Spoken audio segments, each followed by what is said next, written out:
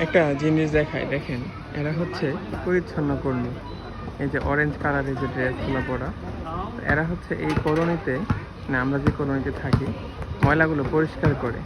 তো সারাদিনের ডিউটি শেষ করে এই যে লোকটা দেখতে পাচ্ছেন হাতে মোবাইল, উনি সেই ফোন দিয়ে ছবি তুলছে।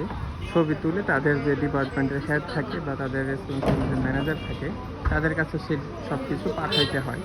তারা এই কাজটা ক্লিনভাবে করছে এবং এই ডাস্টবিনগুলো নিট অ্যান্ড ক্লিন রাখছে। কারণ ডাস্টবিনগুলো যদি এরকম হয় আমাদের দেশের মতো, যে ময়লা মানে ফেলার মতো পরিবেশ নাই, কাছে যাওয়ার মতো কোনো সিচুয়েশন নাই, তাহলে মানুষ ডাস্টবিনের কাছে গিয়ে ময়লা ফেলবে না। ওই যে সামনে বাংলাদেশের মতো মানে ময়লার স্তূপ জমে থাকবে। তো এখানে এই জিনিসটা খুবই ভালো লাগে। আমি অনেক দিন দেখছি যে ডাস্টবিনগুলোকে, যেগুলো রাস্তার মধ্যে একেবারে ছোট ছোট থাকে, রুমাল দিয়ে ক্লিনজার দিয়ে ক্লিন করতেছে, ভাবা যায়।